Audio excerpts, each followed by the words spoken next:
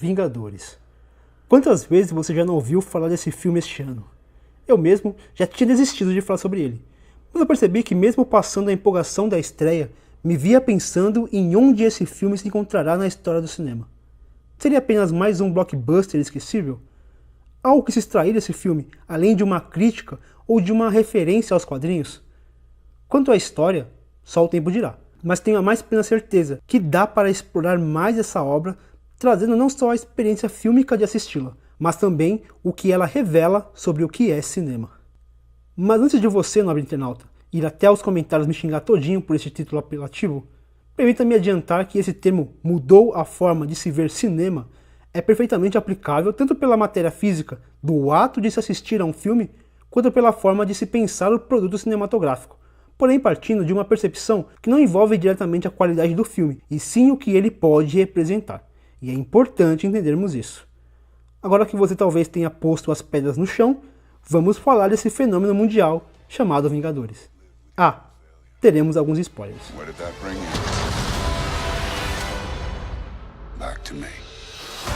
Até a finalização deste roteiro, a franquia Vingadores já havia faturado mais de 5,1 bilhão de dólares no mundo todo.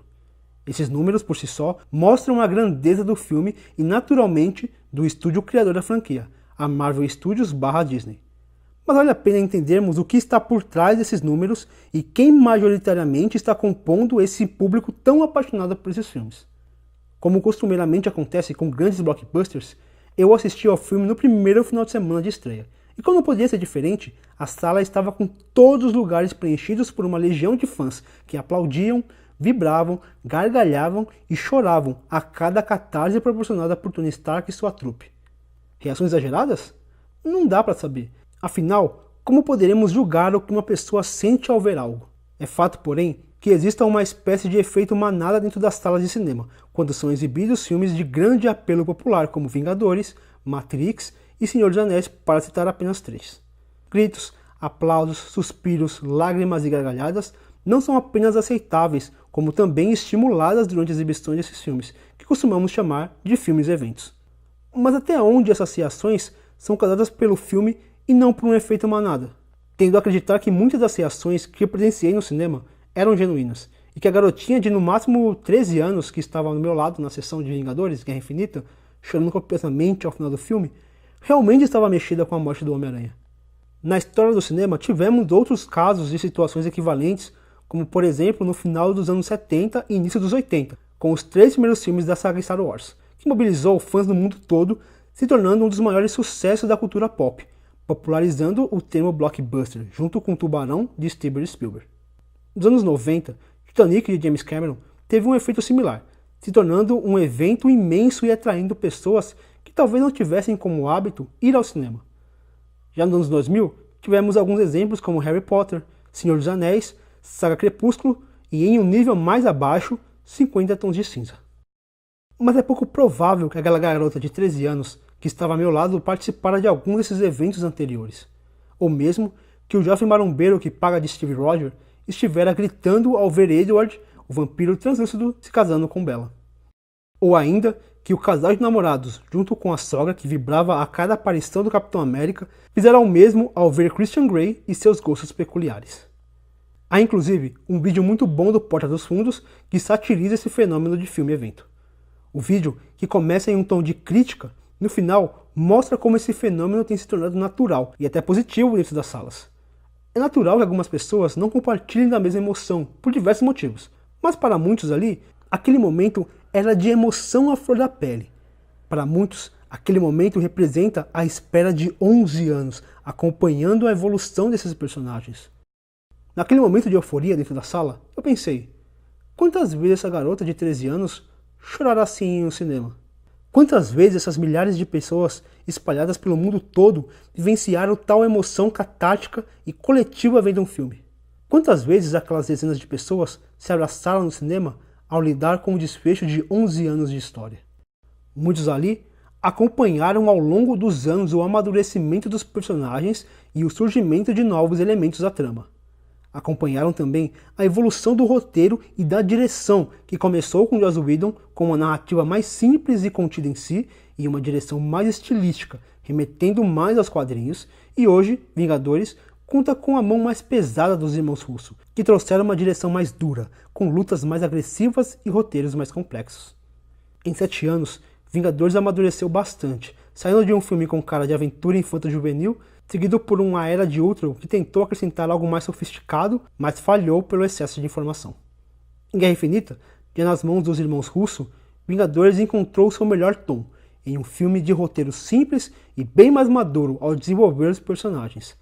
Há uma segurança na direção que evita aqueles momentos espalhafatosos e sem muito valor para a história.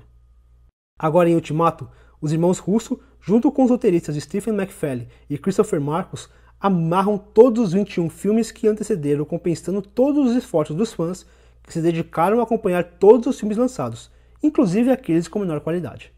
Vingadores Ultimato acaba servindo como uma última peça de um quebra-cabeça de 22 peças, sendo a última responsável por dar a forma final ao quadro.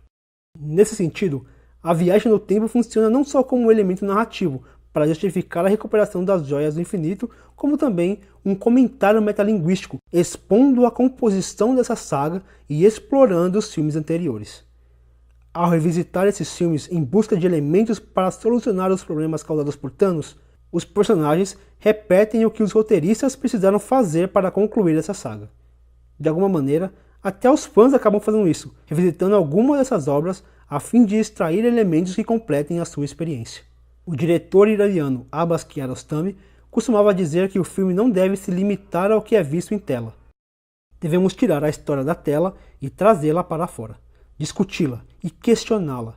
E é quase impossível sair de uma sessão de Vingadores Ultimato sem desejar falar sobre o filme, e isso é uma reação puramente emocional. Outro marco da franquia foi apontado pelo crítico Pedro Straza durante o podcast do B9. Straza aponta para o fato de a Marvel atrair seu público não mais pelo artista envolvido na obra, ou pelo diretor do filme, ou até mesmo pela franquia propriamente dita. O que atrai as pessoas a verem esses filmes é a marca, Marvel. Ainda que haja uma parcela de público que se rende a algumas marcas ou estúdios, como a Pixar ou até mesmo a marca Spielberg, que já foi muito forte nos anos 90, com a famosa chamada para a TV, uma produção de Steven Spielberg, nenhuma delas atingiu o tamanho que se encontra a Marvel Studios hoje.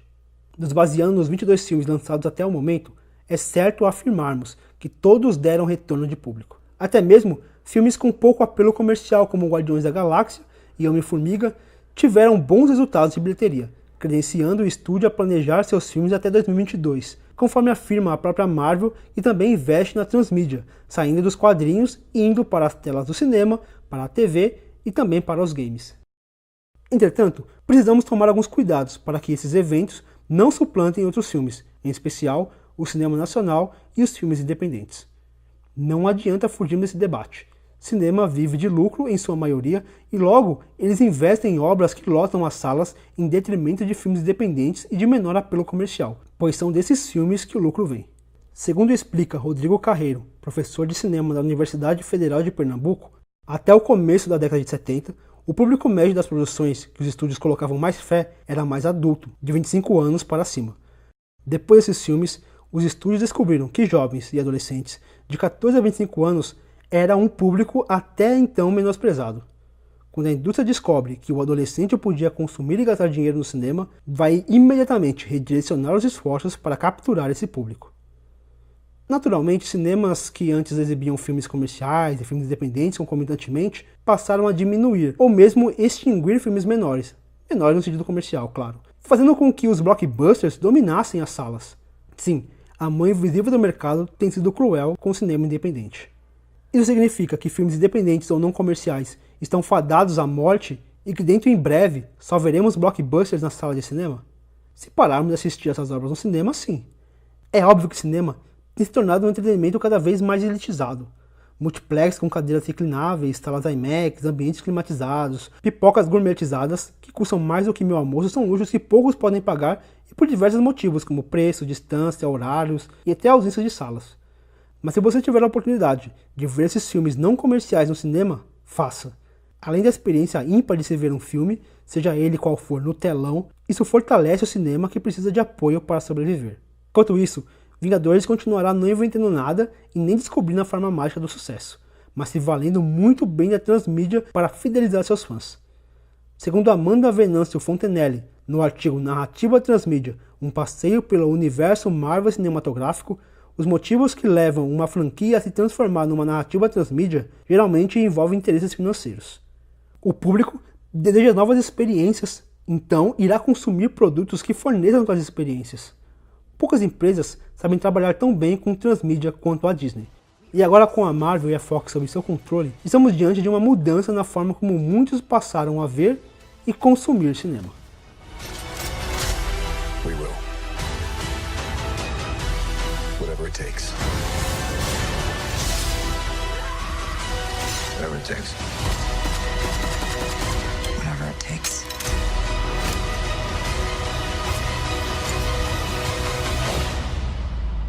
Whatever it takes.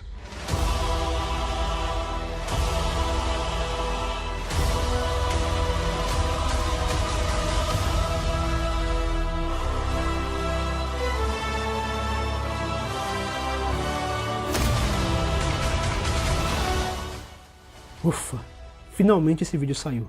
Demorei, sei lá, um mês pensando se valeria a pena falar sobre esse assunto aqui no canal, já que há tanto conteúdo sobre ele espalhado por aí, mas sei lá, no final achei que seria válido explorar o extra filme dessa saga. Caso queiram saber sobre o que eu, Fernando, achei do filme, ouçam o podcast 345 do Cinemação, onde a Marina e eu nos debruçamos sobre o filme. O link estará na descrição. Antes de encerrar, gostaria de fazer uma correção importante. No vídeo sobre composição não vista do Foz do Racor, esquecemos de referenciar a professora Mayara Fior, do Instituto Federal de São Miguel Paulista, autora do artigo Racor e Foz do Racor e a construção do discurso na montagem cinematográfica, que serviu de apoio para aquele estudo. O artigo é excelente e vale muito a leitura. Por hora ficamos por aqui e nos vemos no próximo episódio.